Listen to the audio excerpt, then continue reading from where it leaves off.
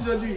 Salut la famille, on rentre aujourd'hui dans le vif du sujet avec la polémique qui enflamme la toile ivoirienne, le clash entre Tina Glamour et le rappeur Imra. Vous pensiez que c'était juste une banale histoire de droit d'auteur sur la musique de DJ Arafat? Détrompez-vous. La vraie raison est totalement inattendue.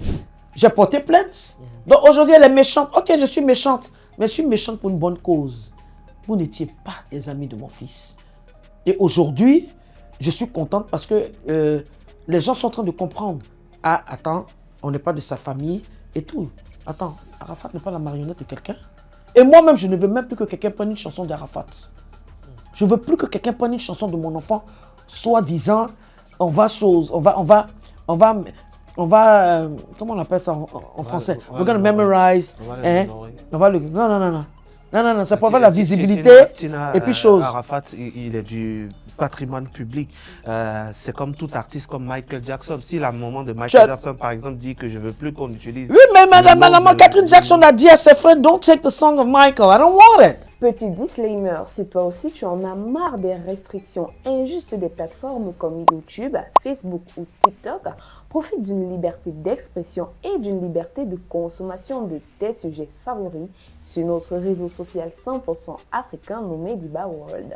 Tu pourras également avoir accès aux analyses exclusives que tu ne verras pas ailleurs. Rendez-vous sur Play Store et App Store.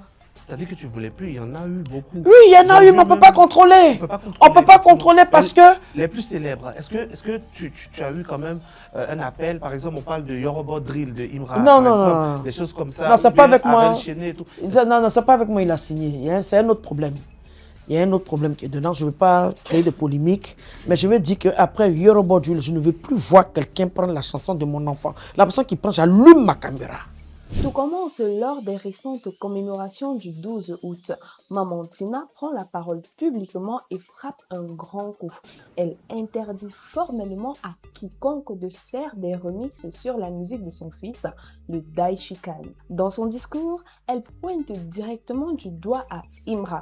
Souvenez-vous, il y a plus d'un an, le rappeur avait sorti des reprises intitulées Yoruba Drill qui avaient fait un gros carton.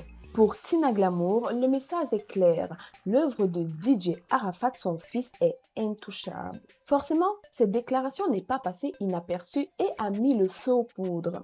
Sur les réseaux sociaux, la Chine et la communauté d'Imra les Ultras sont immédiatement montés au traîneau. L'argument de ces femmes est simple. Faire des reprises, c'est tout simplement faire perdurer l'artiste. C'est adapter l'héritage d'Arafat aux nouvelles générations et pour eux, Tina n'a pas le droit de priver la communauté de ça. Le problème, c'est que le ton est très vite monté.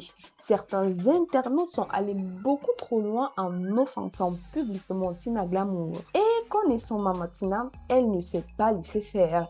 Elle a très vite répliqué pour recadrer sévèrement la communauté du rappeur et montrer son indignation totale. On pensait que l'affaire s'arrêtait là, sur un simple débat musical, mais c'est là qu'on a eu droit à un énorme rebondissement. Dans un récent live TikTok, Tina Glamour prend la parole pour clarifier les choses. Et c'est là qu'elle lâche une bombe totale.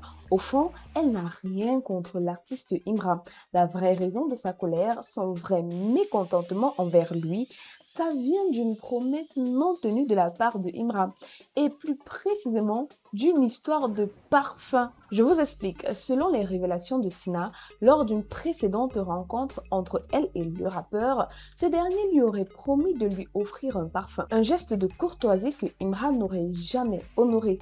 Et pire encore, Tina affirme avoir aperçu ce même parfum chez la maman d'Imra elle-même. Pour elle, la pilule ne passe pas. C'est perçu comme un véritable manque de respect à l'égard d'elle. Face à cette polémique, Imra de son côté a choisi la carte du silence. Pas de direct, pas d'insulte, pas de réplique, mais il a fini par répondre de la manière la plus subtile qui soit il y a quelques jours dans une de ses publications. Lui, il a posté une photo sur les réseaux sociaux et que voit-on sur l'image? Le fameux parfum au cœur de la discorde. Et si on regarde de plus près, on remarque que le flacon a été personnalisé.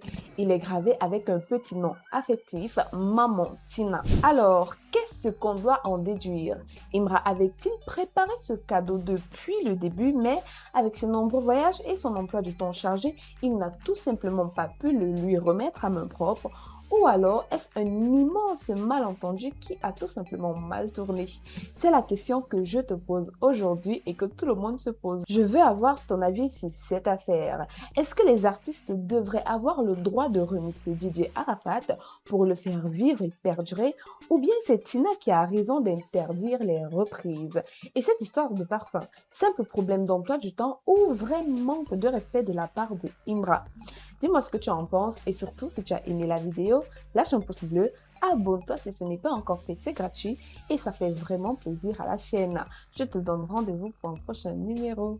Bye bye. Pour streamer tous tes artistes favoris en toute liberté, télécharge l'application 100% africaine nommée Diba World. Tu peux également vendre tes propres sons en ligne ou les donner gratuitement à ta communauté grâce à la plateforme. Rendez-vous sur Play Store ou sur App Store.